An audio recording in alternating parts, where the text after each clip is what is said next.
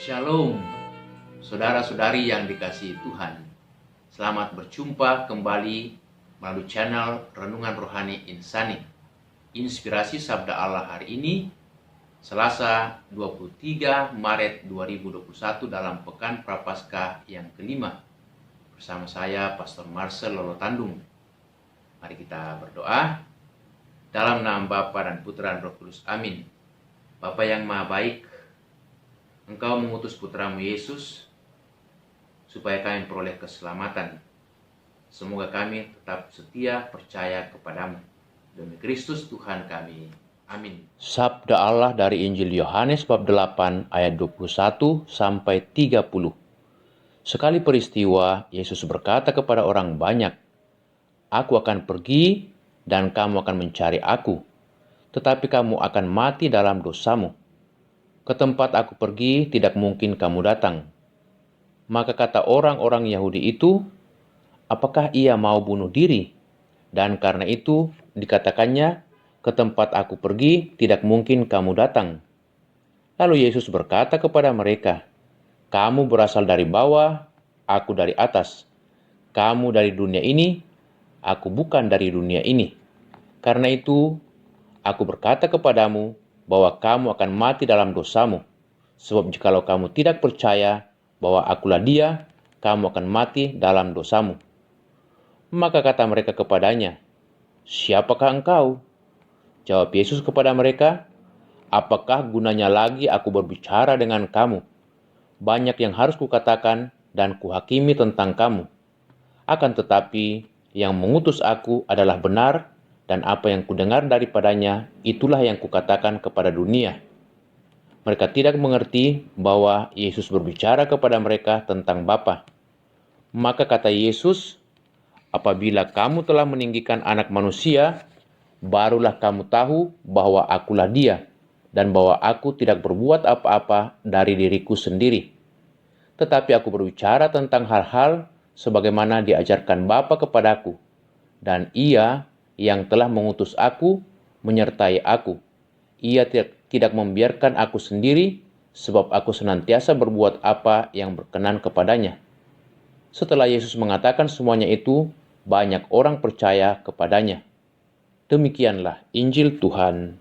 Apabila kamu telah meninggikan Anak Manusia, barulah kamu tahu bahwa akulah Dia.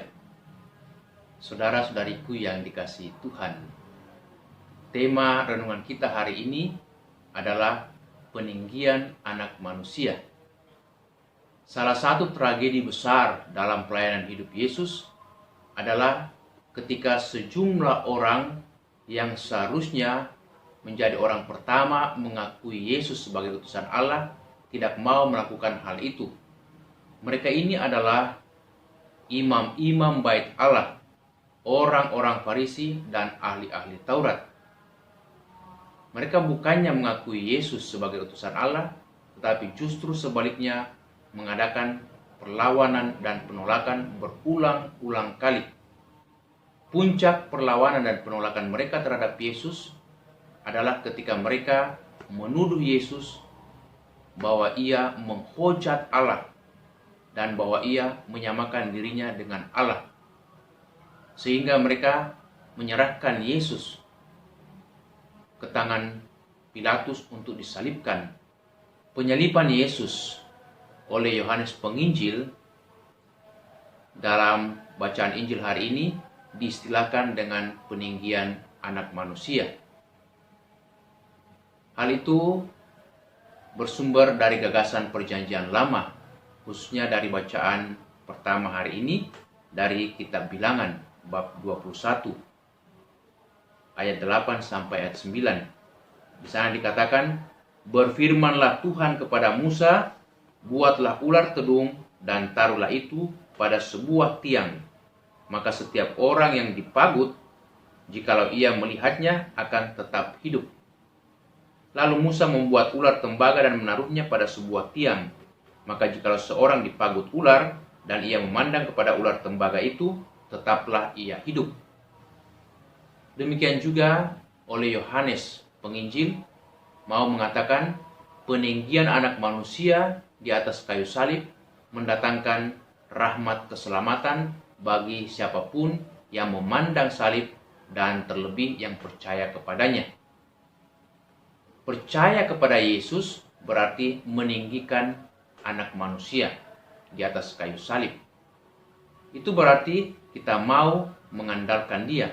Kita mau menaruh harapan kita kepada Yesus, sebab Dialah satu-satunya utusan Allah yang datang untuk menyelamatkan kita.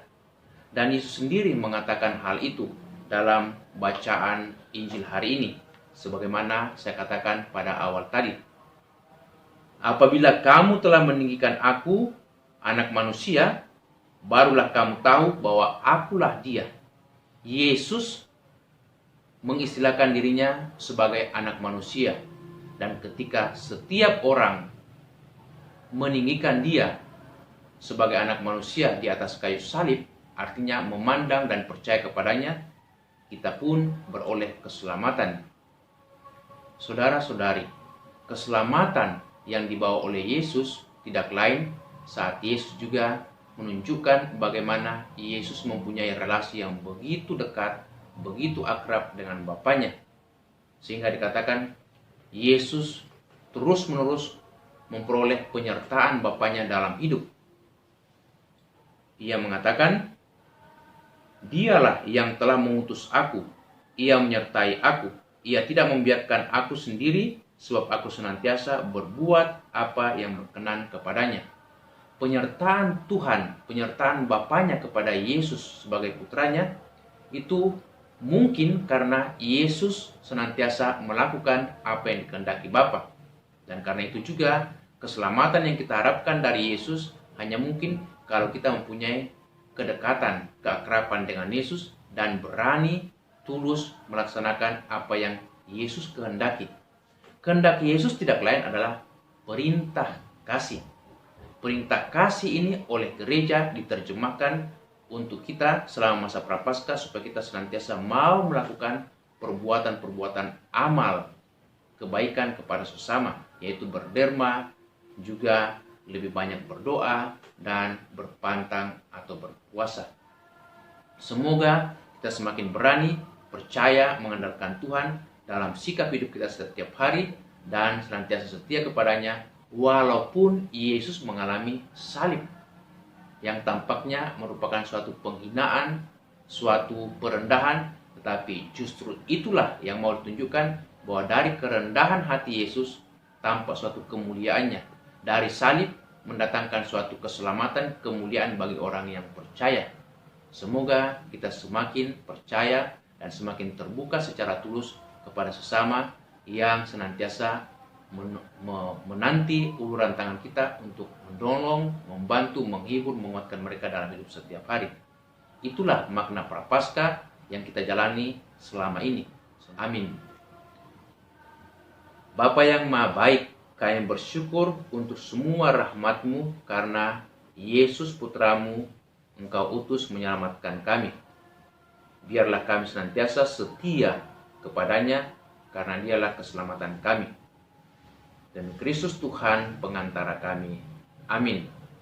Semoga saudaraku sekalian dilindungi, dibimbing, diberkati Allah yang Maha Kuasa dalam nama Bapa, Putra, dan Roh Kudus. Amin. Terima kasih saudara-saudariku yang telah mendengarkan Sabda Allah melalui channel Renungan Rohani Insani. Semoga saudara-saudari bersama dengan segenap keluarga senantiasa dilindungi, dibimbing, dan diberkati Tuhan dalam setiap aktivitas dan pelayanannya. Amin.